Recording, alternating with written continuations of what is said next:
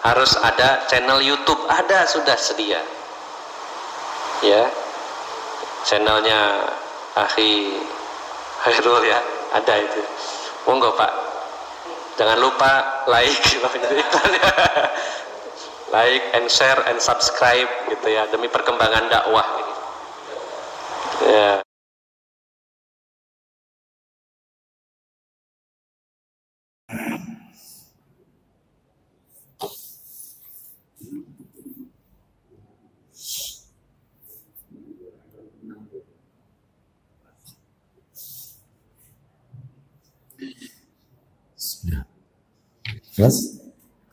Bismillah. Assalamualaikum warahmatullahi wabarakatuh. Alhamdulillahi rabbil alamin. Hamdan katsiran tayyiban mubarakan fi kama yuhibbu rabbuna wa yarda. Wa ashhadu an la ilaha illallah wahdahu la syarika lah, wa ashhadu anna Muhammadan abduhu wa rasuluh. Ya ayyuhalladzina amanu taqullaha haqqa tuqatih wa la tamutunna illa wa antum muslimun, amma ba'du. Fa inna asdaqal hadisi kitabullah wa khairal hadi Muhammadin sallallahu alaihi wasallam, wa syarral umuri muhdatsatuha wa kullu muhdatsatin bid'ah wa kullu bid'atin dhalalah wa kullu dhalalatin finnar. Ikhwan wa akhwati fillah, bapak-bapak, ibu-ibu, kaum muslimin dan muslimah, jamaah salat maghrib Masjid Mujahidin Mojokerto yang semoga semuanya dimuliakan oleh Allah Subhanahu wa ta'ala. Tidak ada kata yang patut kita ucapkan pada malam hari ini selain rasa syukur kita kepada Allah Tabaraka wa ta'ala atas segala karunia nikmat yang telah Allah berikan kepada kita. Salah satu di antara sekian banyak kenikmatan-kenikmatan yang Allah berikan kepada kita dan kita rasakan pada malam hari ini adalah Allah Subhanahu wa ta'ala kembali mempertemukan kita di salah satu rumah Allah dari sekian banyak rumah-rumah Allah yang ada di muka bumi ini, yaitu Masjid Mujahidin Kota Mojokerto. Semoga langkah kaki kita, niat kita, duduknya kita di majelis ini tidak lain dan tidak bukan untuk melaksanakan amalan-amalan yang diwajibkan oleh Allah Subhanahu wa ta'ala, semuanya diterima dan diridhai oleh Allah Subhanahu wa ta'ala. Diawali dengan salat maghrib berjamaah, dan itu hukumnya fardu ain.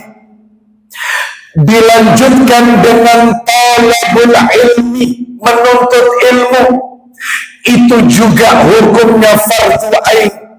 Sebagaimana Nabi sallallahu alaihi wasallam, beliau bersabda, diriwayatkan oleh Ibnu Majah, talabul ilmi faridatun ala kulli muslimin. Menuntut ilmu itu adalah kewajiban bagi setiap kaum muslimin, laki-laki maupun wanita, yang kecil maupun yang tua, wajib menuntut ilmu. Ilmu yang dimaksud di dalam hadis ini adalah ilmu yang bersumber dari qala Allah wa qala Rasul wa qala sahabat. Ilmu yang bersumber dari apa yang Allah firmankan, kitabullah Al-Quran. Ilmu yang bersumber dari apa yang Nabi sabdakan, hadis-hadis beliau sallallahu alaihi wasallam. Dan yang bersumber dari apa yang disampaikan oleh generasi terbaik pada umat ini, yaitu para sahabat ridwanullah alaihim ajmain. Semoga Allah memberikan kepada kita malam hari ini ilmu yang bermanfaat. Lalu ditutup dengan melaksanakan sholat isya yang dikerjakan secara berjamaah pula. Itu juga fardu ain. Oleh karena itu, 3 perintah Allah yang hukumnya fardu ain kita laksanakan pada malam hari ini. Semoga diterima, diridhoi oleh Allah dan menjadi pemberat timbangan amal kebajikan kita kelak di yaumil qiyamah. Bapak Ibu kaum muslimin dan muslimah rahimani wa rahimakumullah, sebelum kami menyampaikan materi pada malam hari ini, tentunya dari hati yang paling dalam kami memohon maaf kepada segenap takmir Masjid Mujahidin Kota Mojokerto dan kepada segenap para jamaah. Jika beberapa kali kajian saya di Masjid Mujahidin, yaitu kami uzur, kami cancel, itu pun sifatnya mendadak, karena memang kondisi suara kami pasca dilakukan sedikit, yaitu pemeriksaan medis, maka masih belum optimal, ya, masih belum optimal. Setelah dilakukan endoskopi, nah, maka ada sesuatu pada pita suara saya sehingga kami uzur tidak bisa memberikan kajian. Alhamdulillah malam hari ini kita dipertemukan kembali, sekalipun mungkin masih terdengar sedikit parau dan juga mungkin terkadang muncul tenggelam. Mudah-mudahan tidak mengurangi hikmah talabul ilmi kita pada malam hari ini. Terakhir kami menyampaikan materi di Masjid Mujahidin, menurut catatan saya, yaitu di bulan Juni, tepatnya tanggal 24 bulan 6 bulan Juni. Waktu itu saya telah menuntaskan materi tentang salat sunnah rawatib, salat sunnah yang mengiringi salat fardu, salat sunnah qobliyah, dan salat sunnah ba'diyah. Itu terakhir tuntas di bulan 6 tanggal 24. Baik itu qobliyah subuh, qobliyah dan ba'diyah zuhur, lalu kemudian ada lagi qobliyah asar 4 rakaat sekalipun tidak ditekankan, lalu kemudian ada ba'diyah maghrib, dan yang terakhir ba'diyah isya, tuntas. Baik, hari ini kita akan lanjutkan sebagaimana yang kami sampaikan pada bulan-bulan sebelumnya. Nah, bahwasanya dari sekian banyak salat-salat sunnah yang Nabi ajarkan kepada kita, kalau tidak salah waktu itu saya pernah menyampaikan tidak kurang dari 20 macam salat sunnah, mulai dari salat sunnah rawatib, qobliyah, ba'diyah, lalu kemudian salat sunnah istisqa, minta hujan, salat sunnah kusuf, gerhana matahari, salat sunnah khusuf, gerhana bulan, salat sunnah istikharah, salat sunnah taubat, salat sunnah isra, dan seterusnya. Kalau tidak salah tidak kurang dari 20 macam. Nah, ternyata yang masuk nominasi Ya.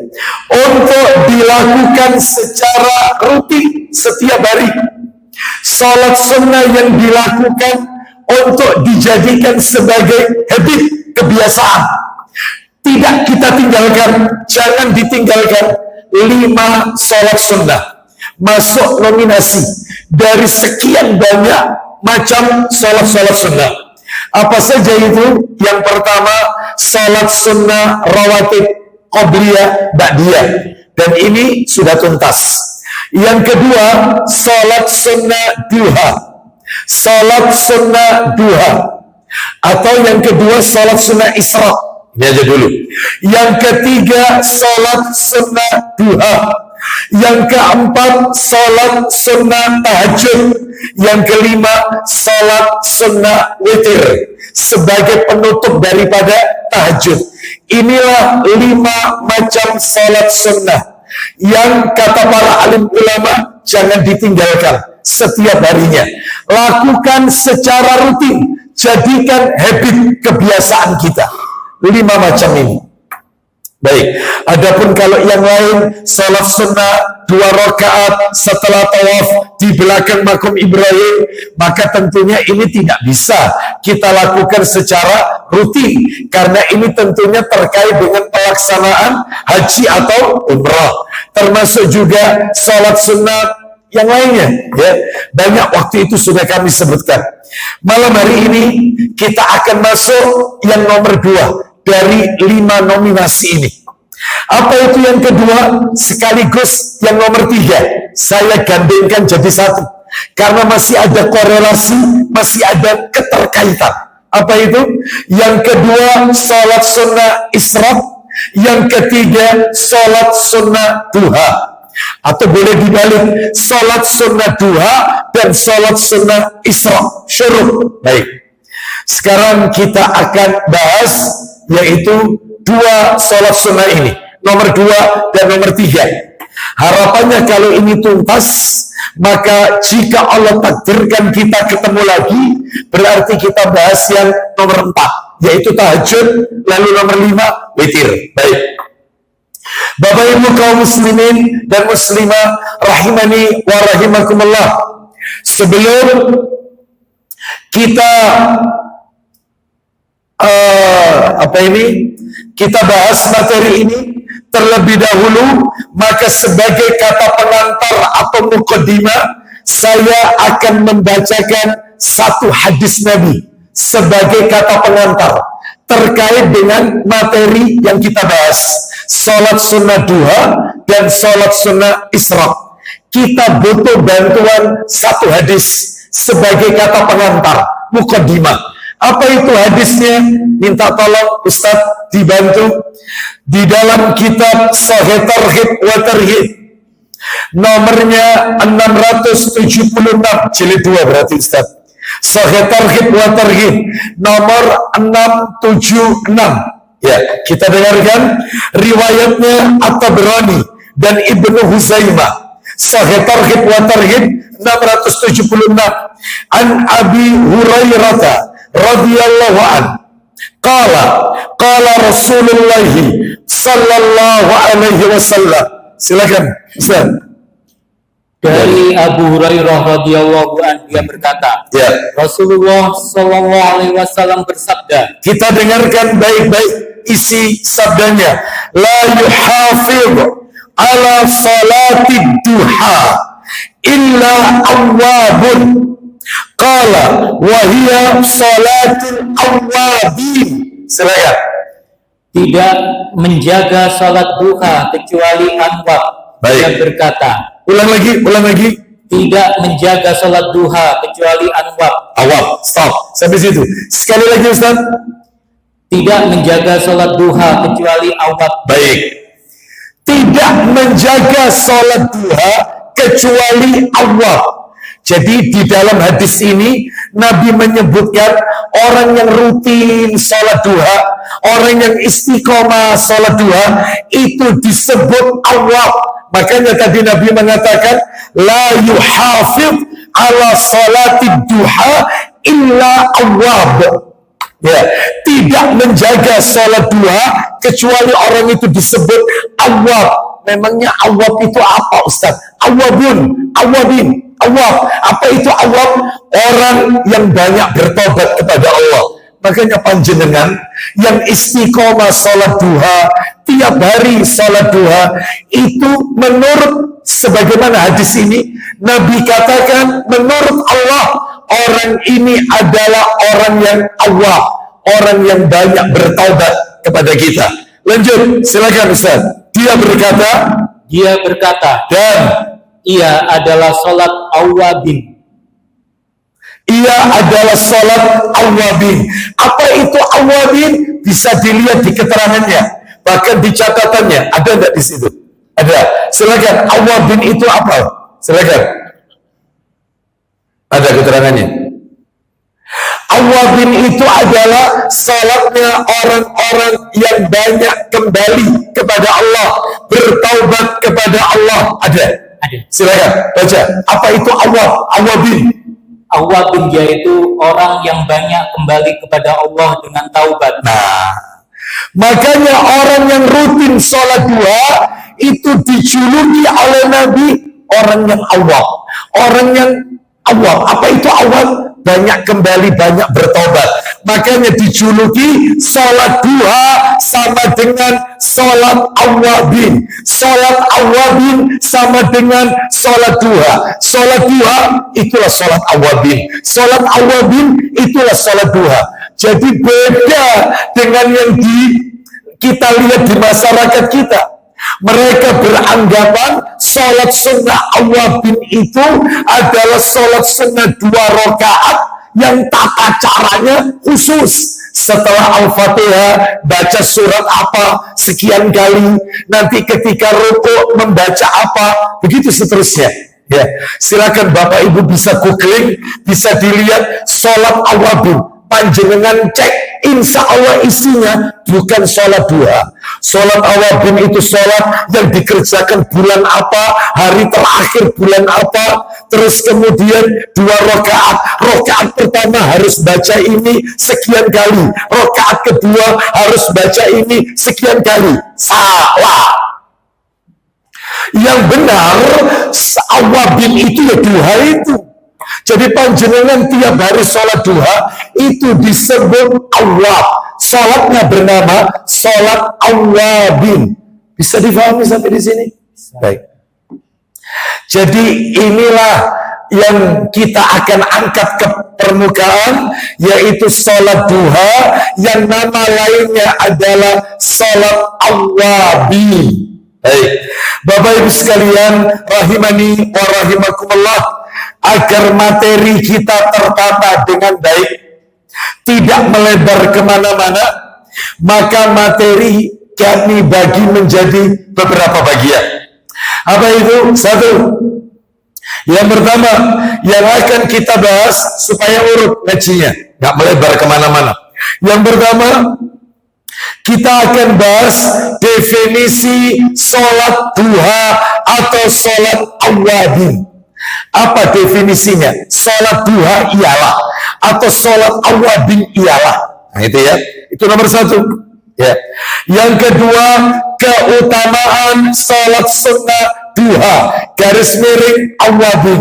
Nah, ini terus menerus saya ulang-ulang nama lain sholat duha supaya kita terbiasa, telinga kita familiar, yaitu dengan sholat duha itu ya awabin. Jadi tidak ada awabin sendiri, duha sendiri. Enggak, duha itu ya awabin itu. Sholatnya orang yang bertobat, banyak bertobat. Baik, apa keutamaannya? Itu nanti nomor 2. Yang nomor 3, kita akan bahas hukum sholat sunnah duha, garis miring awabin. Nah itu. Apa hukumnya? Wajib atau sunnah? Sunnahnya sunnah apa? Mu'akkad atau ghairu mu'akkad? Nanti nomor 3 itu. Yang nomor 4 yang akan kita bahas, nomor 4, waktu pelaksanaan sholat sunnah duha, garis miring awabin. Kapan waktunya? Ya, jam 8 kah Ustaz?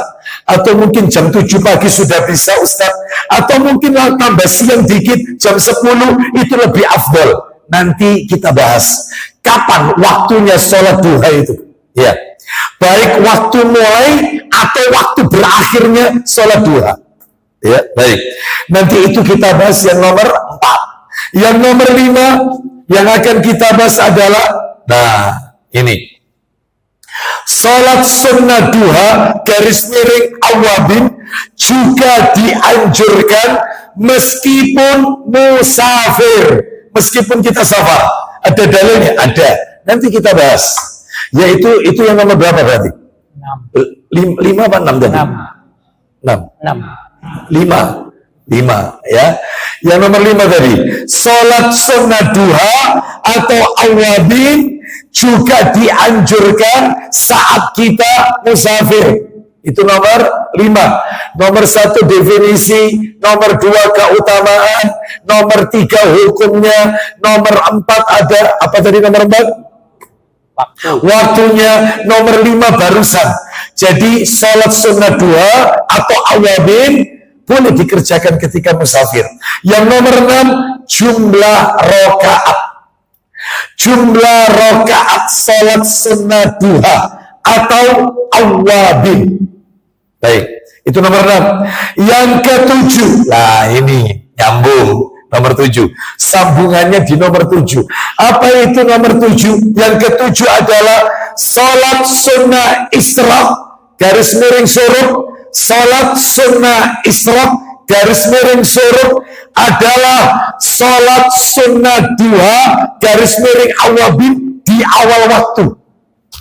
Nah, jadi yang namanya sholat sunnah isyraq atau syuruk itu adalah sholat sunnah duha atau awabin di awal waktu. Maksudnya gimana? Sedikit tak kasih bocoran.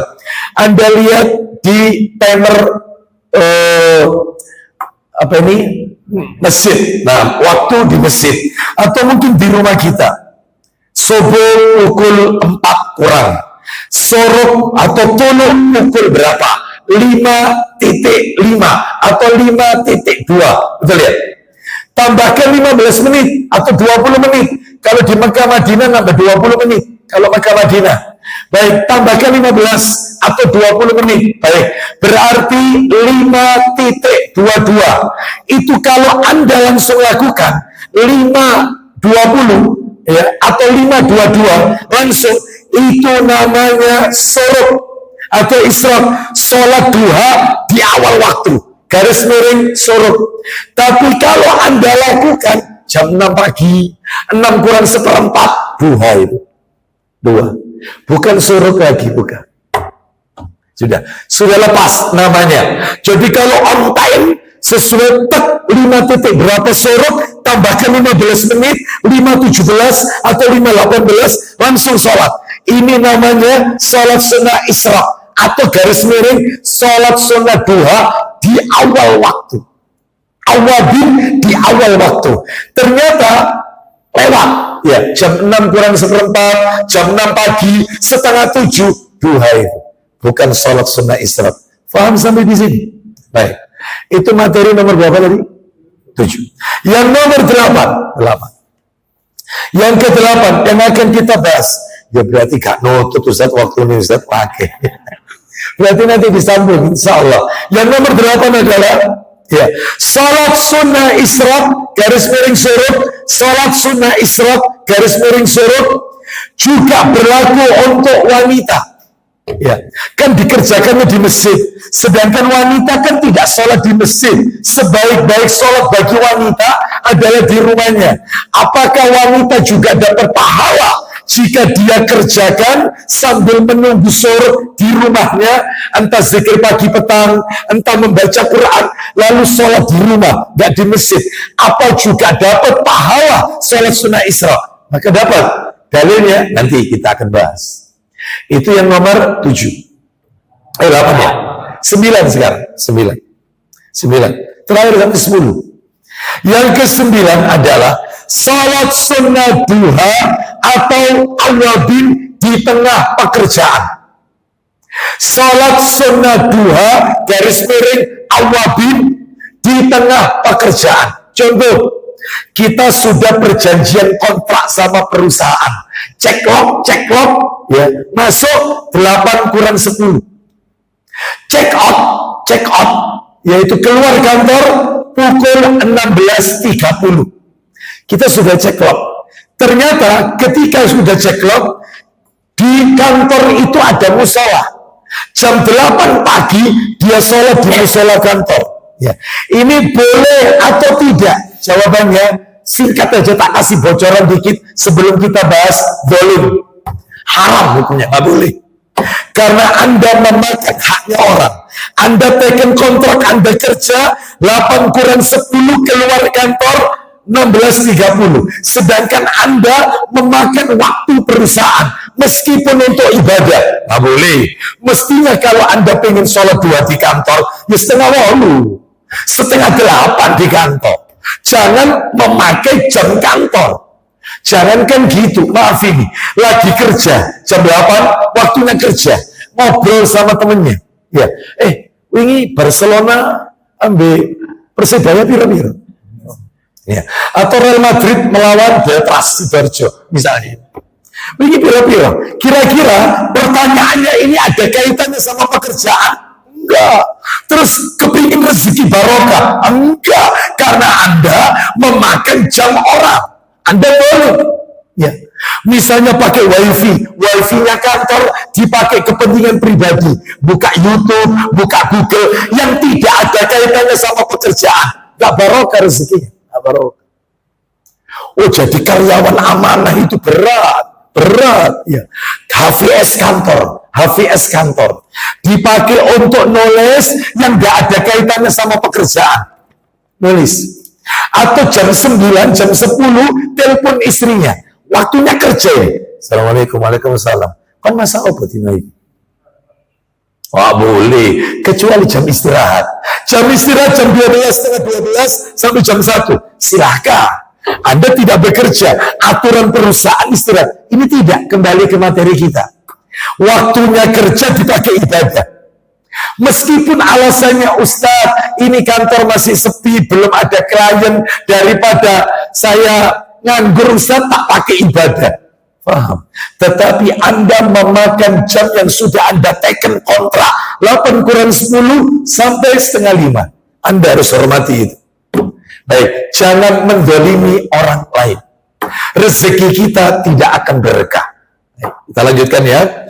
Terus kemudian yang terakhir, yang ke-10, sebabnya di kantor-kantor seperti ini banyak, saya dapat keluhan dari beberapa direksi perusahaan, itu mengeluhkan, ya apa anak buah saya ini Ustaz ya, pada jam 8 itu siap kerja, gak taunya diam di musola, belum lagi saat zikirnya Ustaz, jadi kadang-kadang itu larang dicelui, Pak siapa, ayo carikan dalam untuk musola, pasti sholat, ya apa yang kayak gini, gak boleh, silakan datang di awal. Ya, baik. Yang ke-10 adalah doa setelah sholat sunnah duha, atau zikir setelah sholat sunnah duha, atau awabin. Seringkali yang kita dengarkan setelah sholat duha itu ada doa yang beredar di masyarakat. Ya Allah, jika rezekiku masih di langit, turunkan ya Allah. Jika rezekiku masih di bumi, keluarkan ya Allah. Jika rezekiku masih jauh, dekatkan ya Allah. Jika rezekiku bercampur dengan barang yang haram, sucikan ya Allah. Ternyata doa tersebut Bapak Ibu dhaif derajatnya. Lah terus yang benar bagaimana? Sabar, nanti nomor 10. Ya, apa perlu dikasih bocoran? Tak kasih bocoran. Yang dibaca setiap selesai sunnah duha, sebagaimana yang disebutkan di dalam riwayat Bukhari dalam kitab Adabul Mufrad, hadis nomor 619, karya Imam Bukhari, kitab Adabul Mufrad nomor 619. Itu yang Nabi ajarkan, membaca Allahumma ghafirli wa tub alayya innaka antat tawwabur rahim 100 kali. Allahumma ghafirli, ampuni aku ya Allah, Wa tub alayya, terima taubatku. Makanya sholat sunat duha itu disebut sholatnya orang yang banyak taubat. Karena doanya, terima taubatku ya Allah. Innaka anta tawwabur rahim, sesungguhnya engkau adalah maha penerima taubat dan maha penyayang. Ya, baik. Sekarang kita masuk, kita awali yang nomor 1. Definisi sholat sunnah duha, garis miring awwabin. Baik. Maka kata para alim ulama, sebagaimana yang kami nukil, yaitu di dalam Syarah Jami'us Saghir, bahwasanya salat sunnah duha atau salat sunnah awabin adalah salatnya orang yang kembali kepada Allah, salatnya orang yang banyak bertaubat kepada Allah Subhanahu wa taala. Nah, itu definisi ya, singkat aja ya. Kita langsung sekarang masuk yang nomor 2. Nomor 2, materi nomor 2, keutamaan fadilah sholat sunnah duha atau awabi. Keutamaannya banyak Bapak Ibu, banyak. Saya sebutkan beberapa saja ya, beberapa. Sebenarnya banyak ini. Satu, yang pertama keutamaannya, orang yang rajin mengerjakan sholat sunnah duha berarti dia telah menjalankan wasiatnya Rasulullah Sallallahu Alaihi Wasallam. Saya tanya sama panjenengan, Bapak Ibu dapat wasiat dari orang tua sebelum wafat? Ya, ternyata wasiatnya wasiat yang baik, wasiat yang mulia. Saya yakin kita sebagai anaknya wajib menjalankan wasiat tersebut. Salah satunya ini, yang berwasiat manusia paling mulia sejagat alam raya, manusia terbaik sejagat alam raya, kiainya kiai. Sudah, apa kira-kira? Ya. Manusia terbaik, ada lagi sudah, ada. Ya. Orang yang kata-katanya wajib kita dengarkan. Perkataan ulil amri boleh Anda tolak, perkataan ustaz boleh Anda tinggalkan, tapi ada satu orang yang kata-katanya tidak boleh Anda tinggalkan. Siapa itu? Allah dan Rasul, Allah dan Rasulnya sallallahu alaihi wasallam, yaitu Nabi Muhammad sallallahu alaihi wasallam. Sami'na wa ata'na. Taat kepada ulil amri ada syaratnya. Taat sama suami ono syaratnya. Taat kepada orang tua ono syaratnya. Taat kepada Allah, taat kepada Rasul gak ada syarat-syaratan. Sami'na wa ata'na. Ada syarat. Apa wasiatnya? Wasiatnya beliau adalah salat duha. Nabi berwasiat. Mana dalilnya? Silakan dibuka Sahih Targhib wa Tarhib jilid 2, nomornya dekat 664, dekat sama yang tadi 664. Silakan Ustaz, riwayat Bukhari Muslim. Silakan, ayo. Bukhari Muslim. Ya, riwayat Bukhari Muslim, Abu Dawud, Tirmidzi, Sahih Targhib wa Tarhib nomor 664. Ya, silakan. Diriwayatkan oleh Al-Bukhari, Muslim, Abu Dawud, At-Tirmizi dan An-Nasai meriwayatkannya dengan riwayat senada. Ya. Ibnu Ghuzaimah meriwayatkannya pula dan lafaznya dia berkata, Ya. Kekasihku Muhammad Sallallahu Alaihi Wasallam mewasiatkan kepadaku 3 perkara. Jadi ini perkataannya Abu Hurairah radhiyallahu anhu menukil hadis yang sebelumnya 663 itu dari Abu Hurairah, betul ya? 664 atau 663 dari mana? 663 atasnya dari mana? Umar bin Al-Khattab. 664 dari mana atasnya? Abu Hurairah. Nah, itu dibaca dari Abu Hurairah, soalnya tadi nggak dibaca. Silakan, ayo ulang lagi. Dari Abu Hurairah radhiyallahu anhu dia berkata, Ausani Khalid bisalasin. Silakan. kekasihku Muhammad Sallallahu Alaihi Wasallam mewasiatkan kepadaku 3 perkara. Nah, 3 perkara. Jadi Ustadz ini kan untuk Abu Hurairah, berarti bukan untuk kita. Tidak. Semua yang Nabi sampaikan itu juga berlaku untuk umatnya sampai nanti hari kiamat. ila yaumil akhir. Apa itu wasiatnya Nabi kepada Abu Hurairah radhiyallahu anhu? 3 perkara. 1, siyami salasati ayyam min kulli syahrin. Silakan.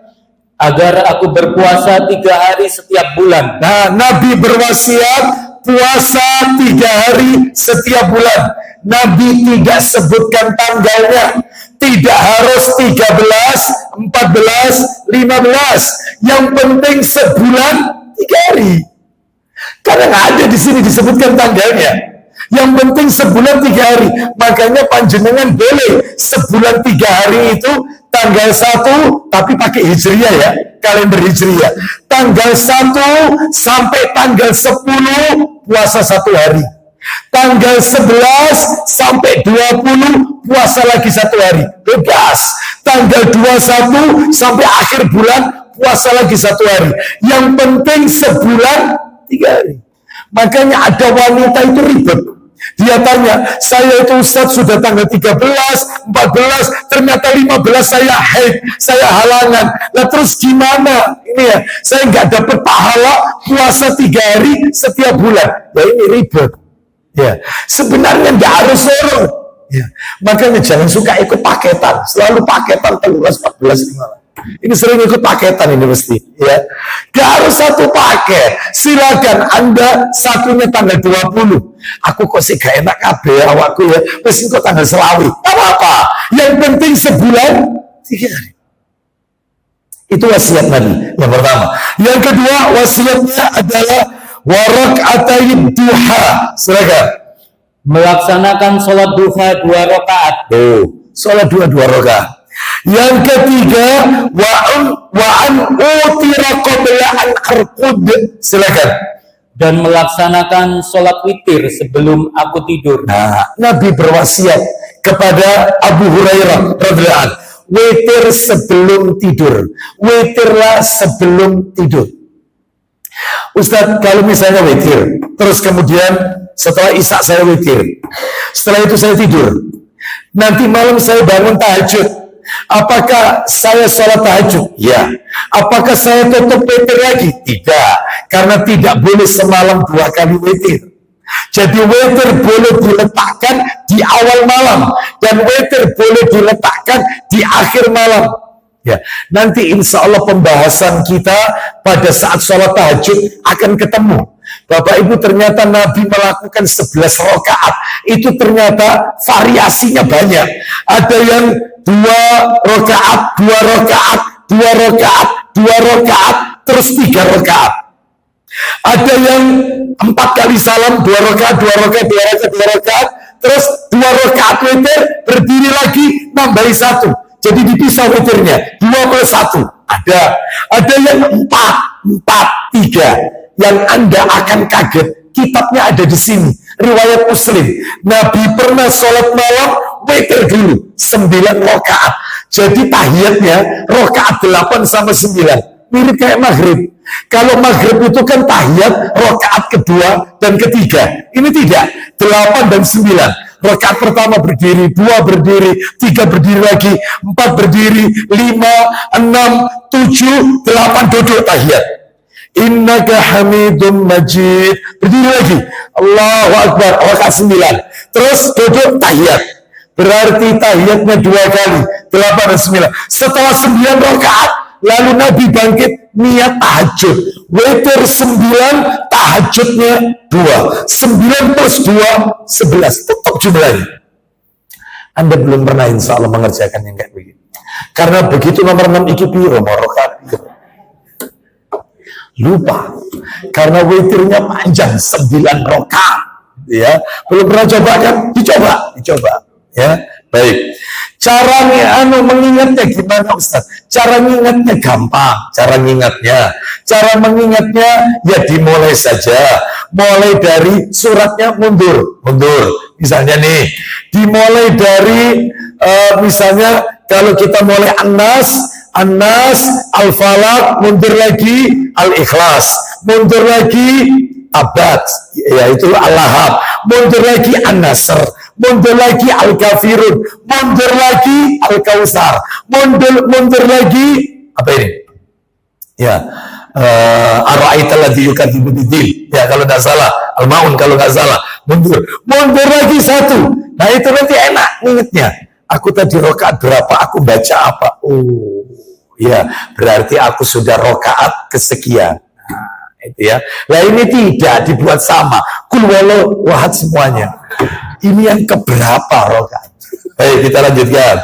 Jadi itulah wasiat Nabi Sallallahu Alaihi Wasallam. Apa wasiat Nabi? 3. Puasa 3 hari setiap bulan, lalu sholat 2 rakaat, dan witir sebelum tidur. Sudah masuk Isya?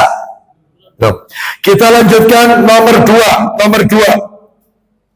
Nomor 2, 2 rakaat sholat sunnah duha. 2 rakaat sholat sunnah duha.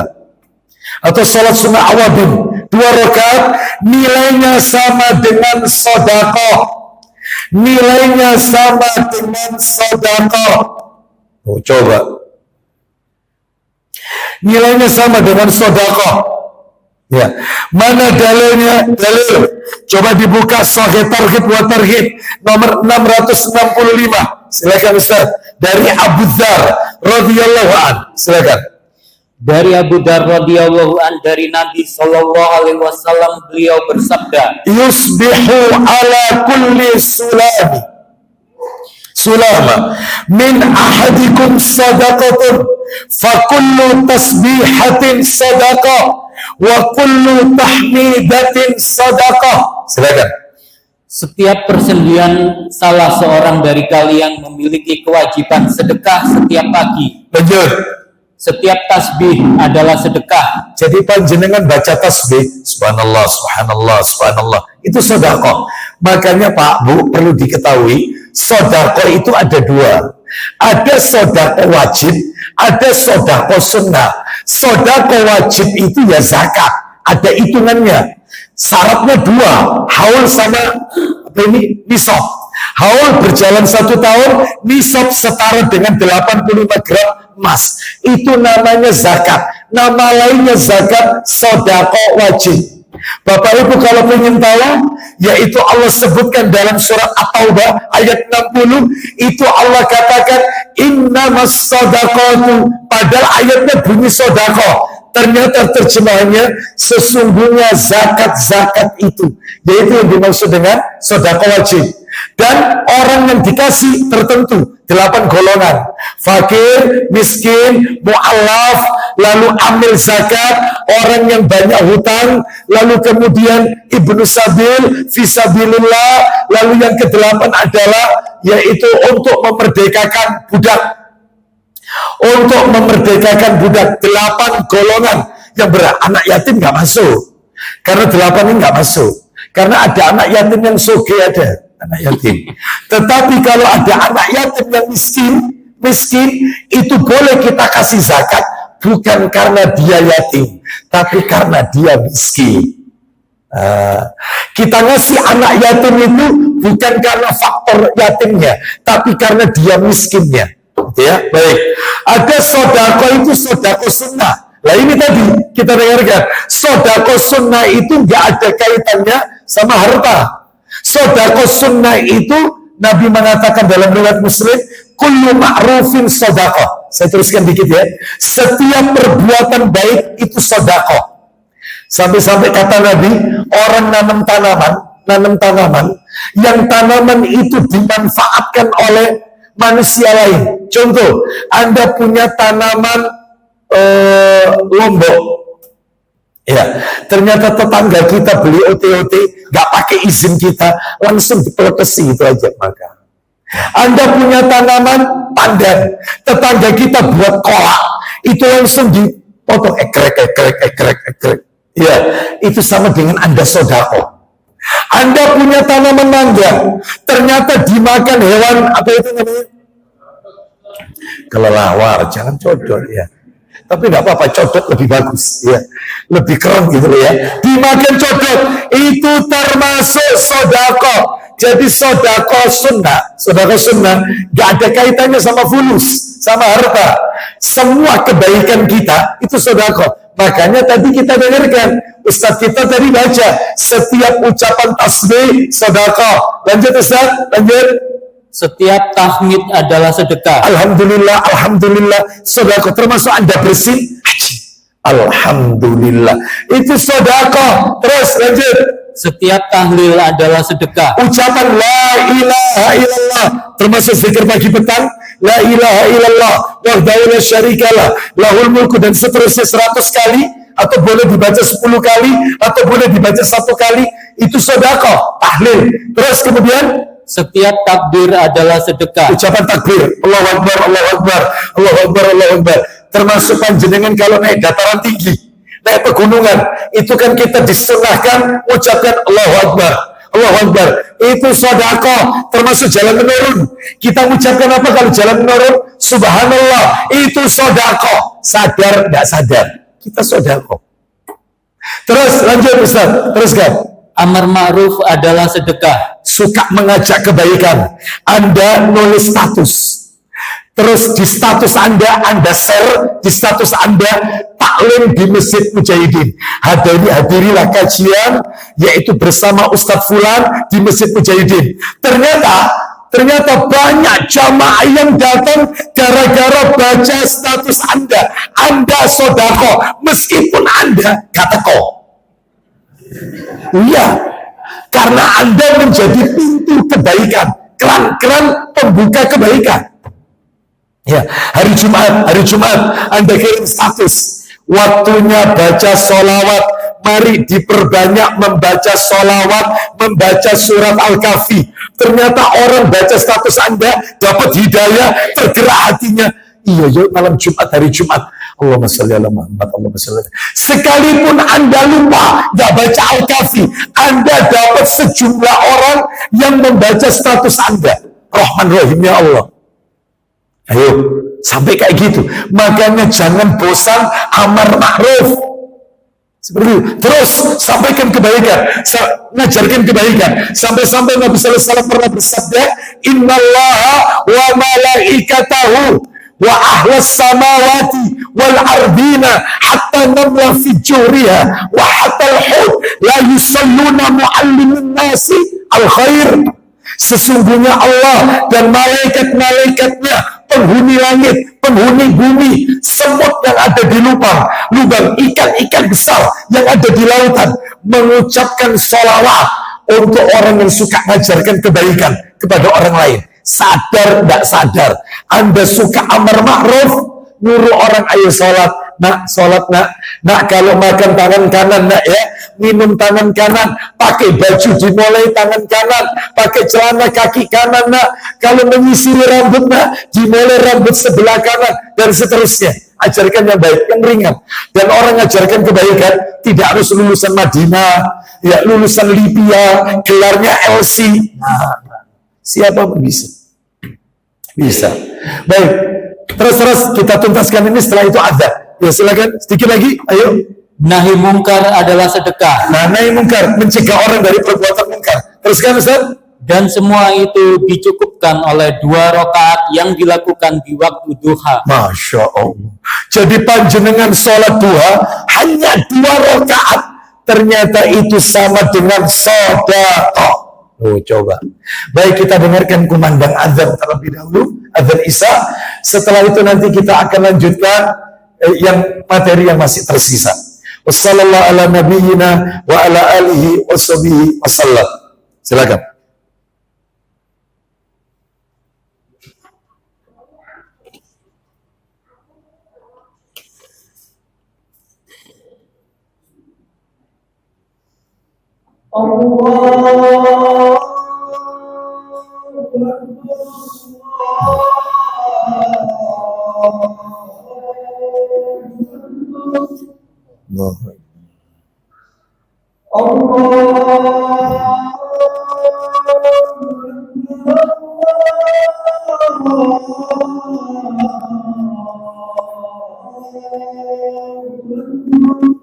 Allahu Akbar. Allah.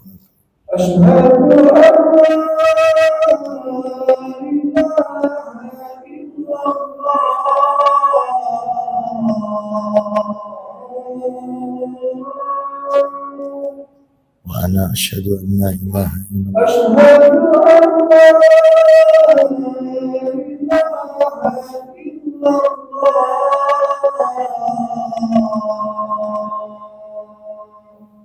Ana asyhadu anna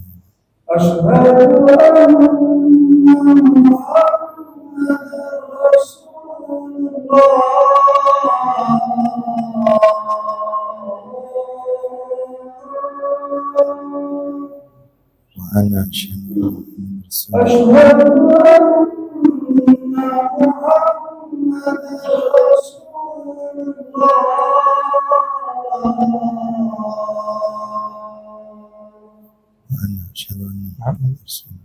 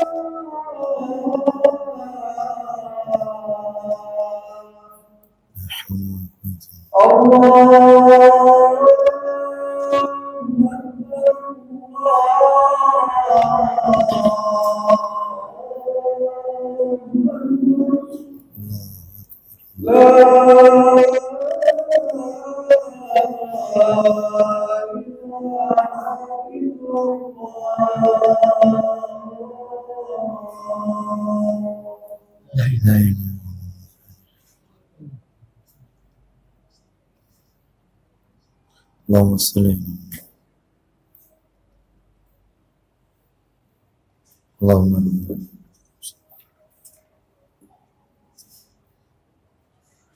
ya alhamdulillah wassalatu wassalamu ala rasulillah amma ba'd. Kita lanjutkan keutamaan yang ketiga. Saya sebutkan yang ketiga, yang terakhir. Keutamaan yang ketiga adalah orang yang mengerjakan sholat sunnah duha atau salat sunnah awwabin, nama lainnya, Allah subhanahu wa ta'ala akan memberikan rizki.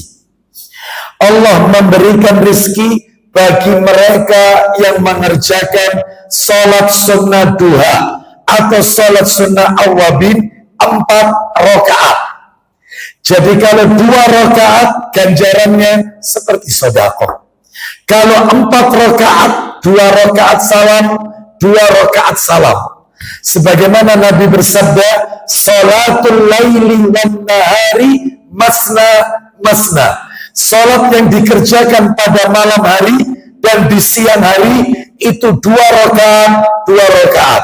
Jadi 4 rakaat ini 2 rakaat salam, 2 rakaat salam. Salat sunnah 2. Maka Allah kucurkan rizkinya. Allah berikan rizkinya. Mana dalilnya? Dalil. Silakan bisa dibuka Sahih Targhib wa Tarhib nomor 672, riwayat Tirmidzi 672 dari sahabat Abu Darda dan Abu Dzar radhiyallahu anhu. Silakan. Radhiyallahu anhuma. Silakan. Dari Abu Darda radhiyallahu an dan Abu Dzar radhiyallahu anhuma dari Rasulullah sallallahu alaihi wasallam, dari Allah yang Maha Suci dan Maha Tinggi, dia berfirman. Loh, berarti hadis qudsi ini.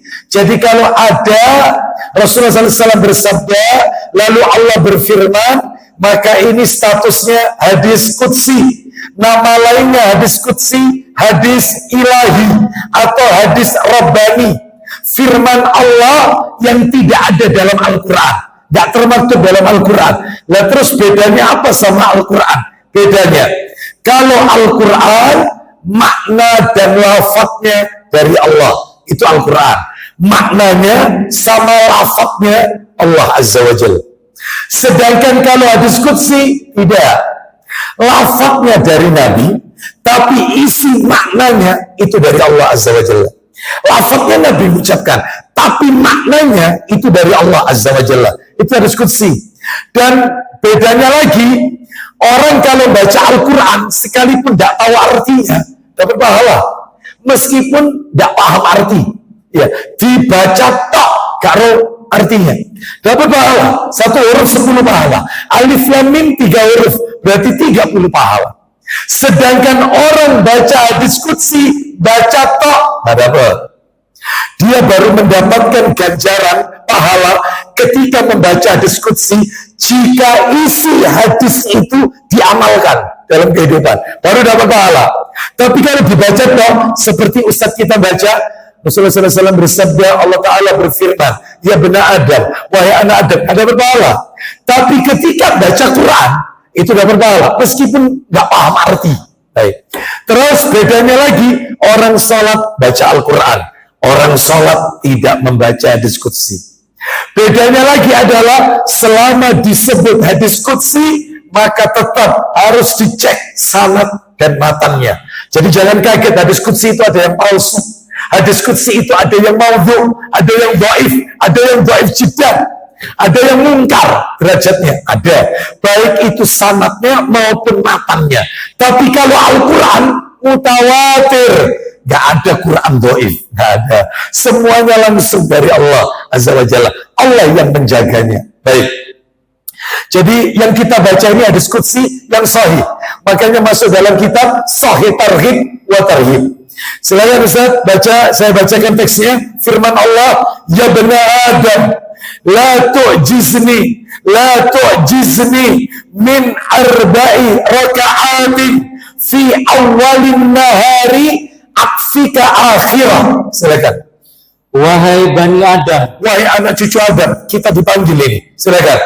jangan lemah, Terus malas melakukan sholat untukku. berapa rakaat? 4 rakaat di awal siang, 4 rakaat di awal siang, yaitu tadi sebelum zuhur. 4 rakaat, 2 rakaat salam, 2 rakaat salam. Ganjarannya Ustaz? agar aku mencukupimu di akhirnya. Baik, maka aku akan mencukupi engkau sampai akhir siang. Baik, jadi ini keutamaan sholat sunnah duha.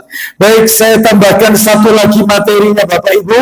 Setelah itu kita kumandangkan iqamah untuk sholat isya. Apa itu yang satu? Hukum sholat sunnah duha atau sholat sunnah awabin. Nah ini agak sedikit polemik ini, polemik. Ya, Bapak Ibu sekalian, rahimani wa rahimakumullah.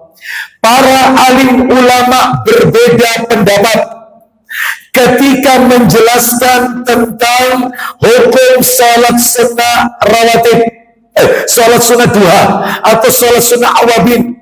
Intinya mereka sepakat hukumnya sunnah, hukumnya sunnah.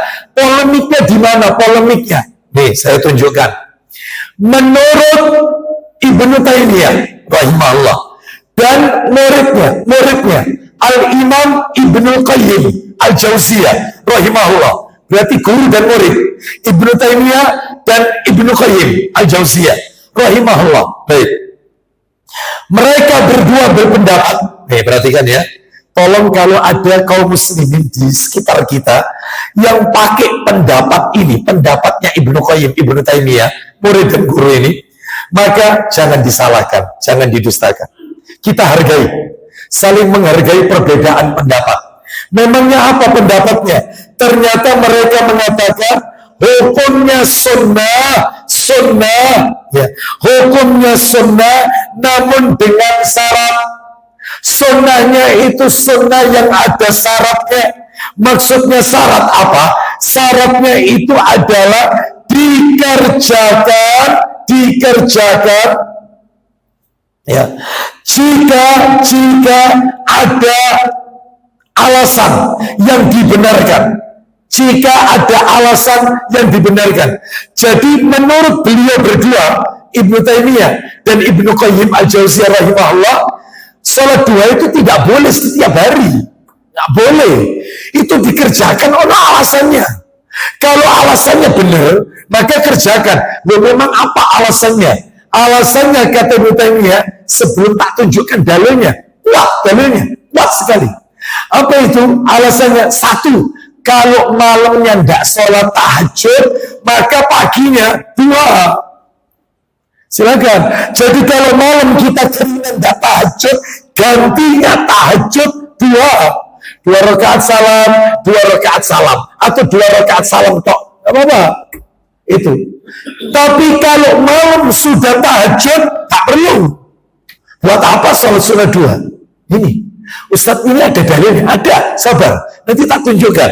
Ini 2 ulama besar. Makanya saya kemarin ketemu orang yang pakai pendapat ini. Ya Ustadz, saya ikut pendapat, sholat sunnah itu nggak boleh setiap hari. Nggak boleh. Itu dilakukan karena ada alasan. Bahkan Ibnu Taimiyah mengatakan dalam riwayat yang sahih ini disebutkan Nabi wasiat ke Abu Hurairah. Wasiatnya yang tadi, yaitu puasa 3 hari setiap bulan, terus sholat duha sama witir sebelum tidur.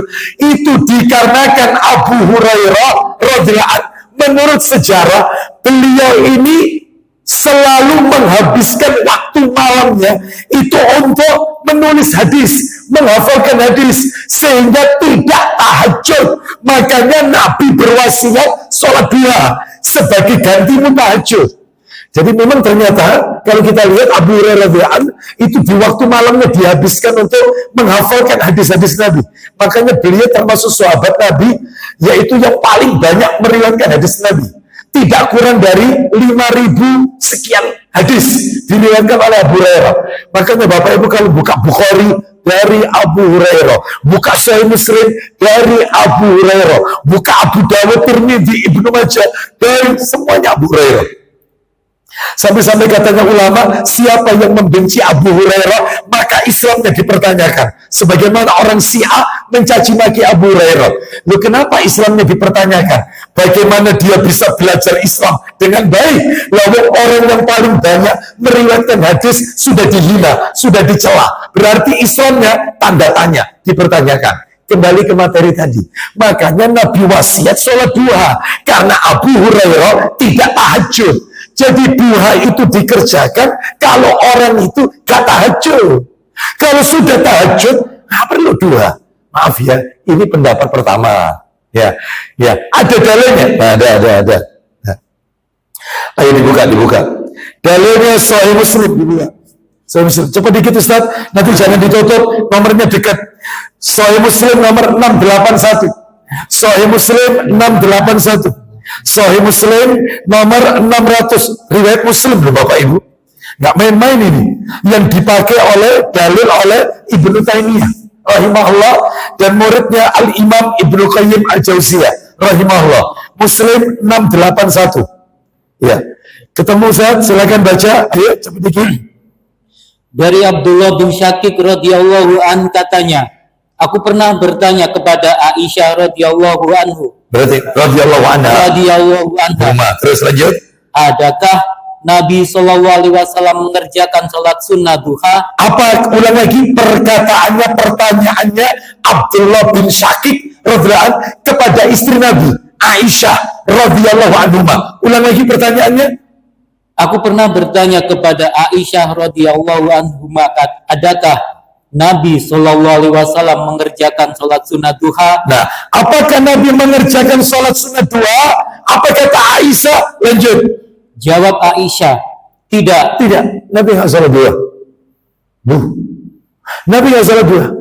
Terus kemudian beliau mengerjakan sholat sunnah ketika duha karena baru tiba dari perjalanan jauh. Nah, ini alasan kedua. Yang pertama karena malamnya tidak tahajud, yang kedua karena pulang dari safar, pulang dari perjalanan jauh, lalu di pagi hari sampai sholat duha. Tapi kalau tidak seperti itu, Nabi nggak sholat duha.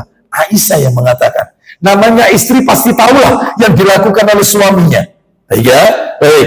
Tak kasih lagi dalil 682 Ustaz. Sahih Muslim 682. Ayo, silakan. Dari Aisyah radhiyallahu anha katanya. Nah, perhatikan ya, yang keras Ustaz. Aku tidak pernah melihat Nabi SAW salat sunat duha. Aku nggak pernah lihat Nabi salat sunat duha. Apa kata Aisyah lagi? Sekali-kali tidak. Sekali-kali tidak pernah. Lanjut. tetapi aku senantiasa mengerjakannya, Meskipun, sekalipun beliau tidak. nah, tapi aku tetap melakukan, meskipun Nabi tidak melakukan. Ya, baik. Terus lanjut, terus silakan. Sesungguhnya beliau menyukai amal tersebut, Nabi suka sama sholat dua, tapi Nabi tidak kerjakan. Lanjut teruskan. tetapi beliau khawatir umat senantiasa mengamalkannya lalu dianggap wajib. Lalu dianggap wajib. Nabi khawatir kalau itu dianggap wajib. Tapi aku, kata Aisyah, selalu mengerjakannya, meskipun Nabi tidak mengerjakannya. Kita lanjutkan lagi, dalil satu lagi, yaitu dalam kitab Sahih Bukhari. Buka Sahih Bukhari, nomornya 625. Ya, Bukhari 625. Ayo. Ya, silakan Ustaz. Bukhari 625. Silakan. Diceritakan oleh Nafi bahwa sesungguhnya Ibnu Umar radhiyallahu an tidak pernah melakukan sholat duha melainkan hanya 2 kali. 2 kali, terus. Yaitu ketika beliau tiba di Mekah, Terus. karena beliau tiba pada waktu duha. Lanjut, terus. Lalu beliau tawaf, kemudian sholat 2 rakaat di belakang makom Ibrahim. Terus, lanjut. Pada hari beliau mengunjungi Masjid Kuba, biasanya beliau berkunjung ke mana ini? Kemana? Yang jelas bukan Mojokerto. Iya. Kemana itu? Salah ya, Ustaz. Iya. Coba. Itu kan nomor aslinya 1191 Sahih Bukhari. Ya. Iya. Kemudian di salat belakang makam Ibrahim, dan satunya lagi saat beliau mengunjungi Masjid Kuba yang dia mendatanginya pada hari Sabtu. Bila dia sudah memasukinya, maka dia enggan untuk keluar darinya. Lanjut, teruskan. Setiba di situ beliau terus masuk ke masjid dan sholat 2 rakaat. Sesudah itu beliau keluar. Terus. Nafi menambahkan bahwa Ibnu Umar bercerita, sesungguhnya Nabi SAW mengunjungi Masjid Kuba itu kadang-kadang dengan menunggang kuda dan kadang-kadang berjalan kaki. Baik. Jadi Nabi mengerjakan, Ibnu Umar radhiyallahu anhu mengerjakan 2, yaitu di Masjid Kuba. Yang satunya lagi pulang dari bepergian. Nah, bahkan disebutkan, baru saja kami melihat di sini Sahih Bukhari nomor asli, karena di situ tidak ada. Ini yang nomor asli, nomor 1175. Bukhari 1175. Nah ini saya bacakan dari Ibnu Umar radhiyallahu anhu. Ya, maaf. Dari Muwarid berkata, aku bertanya kepada Ibnu Umar radhiyallahu anhu. Muwarid tanya kepada Ibnu Umar, apakah Anda sholat sunat 2? Ibnu Umar menjawab, tidak. Aku tanyakan lagi, bagaimana dengan ayahmu Umar bin Khattab? Apakah dia mengerjakan sholat 2? Tidak. Lalu aku tanyakan lagi, bagaimana dengan Abu Bakar As-Siddiq? Dia menjawab, tidak. Bagaimana dengan Nabi SAW? Apakah beliau mengerjakan sholat sunat 2? Dia menjawab, juga tidak. Selesai. Semuanya tidak. Berarti 2 tidak boleh rutin. 2 itu dilakukan karena ada alasannya. Alasan 1 karena malamnya tidak tahajud. Makanya Nabi pesan sama Abu Hurairah, witir sebelum tidur, bukan tahajud. Karena malamnya dihabiskan untuk menghafalkan hadis-hadis Nabi. Terus pesannya Nabi sholat duha. Yang kedua pulang dari safar. Baik, kita terima pendapat ini. Sami'na wa ata'na. Kita hargai pendapat lain. Nah, pendapat lain adalah jumhur ulama, mayoritas ulama, sholat sunnah 2 boleh dikerjakan secara rutin, istiqomah, dijadikan habit tiap hari. Boleh. Silakan Anda pegang yang pendapat ini. Boleh. Saya pun berpegang pendapat yang jumhur ulama. Saya pribadi ya. Kenapa? Karena dalilnya umum. Di antara dalilnya adalah yang pertama, keistimewaan keutamaan sholat sunat duha. Di antaranya tadi adalah satu, sama dengan sedekah. Nabi tidak mengatakan apabila kalian pulang bepergian. Jadi berarti umum, Anda pulang bepergian, malamnya tidak tahajud, maka silakan, atau malamnya tahajud, silakan kerjakan sholat sunat dua. Karena sholat sunat dua seperti sedekah. Bahkan tadi keutamaan yang lain, Allah akan memberikan rezeki kepada kita 4 rakaat, 2 rakaat salam, 2 rakaat salam. Itu pun Nabi nggak ngasih syarat. Syaratnya kalau pulang bepergian, syaratnya kalau malam tidak tahajud. Nggak ada syarat itu. Lakukan, wahai Bani Adam. Bahkan itu firman Allah, hadis qudsi. Wahai Bani Adam, kerjakanlah, jangan tinggalkan 4 rakaat sholat sunnah di awal siang. Duha maksudnya. Maka Allah akan mencukupi. Ada kira-kira tambahan keterangan itu bagi kalian yang tidak sholat malam atau pulang. Nggak ada. Umum, bebas. Bahkan tadi Aisyah mengatakan, aku senantiasa mengerjakan. Meskipun Nabi tidak. Karena Nabi menyukai sholat itu. Cuma Nabi khawatir dianggap wajib. Berarti jumhur ulama mengatakan sah. Boleh. Tiap hari. Apa? Faham sampai di sini Bapak Ibu? Baik. Jadi mau pilih pendapat yang mana? Ya.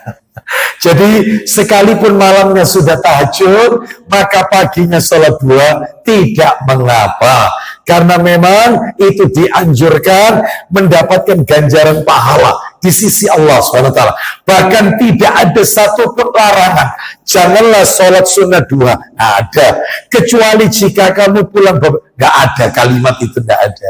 Berarti keutamaannya umum. Wallahu a'lam wa bishawab. Ya, karena mengingat waktunya dan juga materi belum kelar, maka saya tidak buka tanya jawab. Insya Allah kita akan lanjutkan pada kesempatan yang akan datang. Mudah-mudahan bulan depan nggak uzur lagi. Ya. Karena sekali uzur langsung 3 bulan. Gitu ya. Baik. Mudah-mudahan Bapak Ibu tidak menggunjing saya. Mudah-mudahan. Ya. Kita tutup dengan kafaratul majlis. Semoga Allah meridhai amal ibadah kita, memberikan kita ilmu yang berkah. Wassallallahu ala nabiyyina wa ala alihi wa sahbihi wasallam. Subhanakallahumma wa bihamdika asyhadu an la ilaha illa anta astaghfiruka wa atubu ilaik. Wa akhiru da'wana anil hamdulillahi rabbil alamin. Assalamualaikum warahmatullahi wabarakatuh.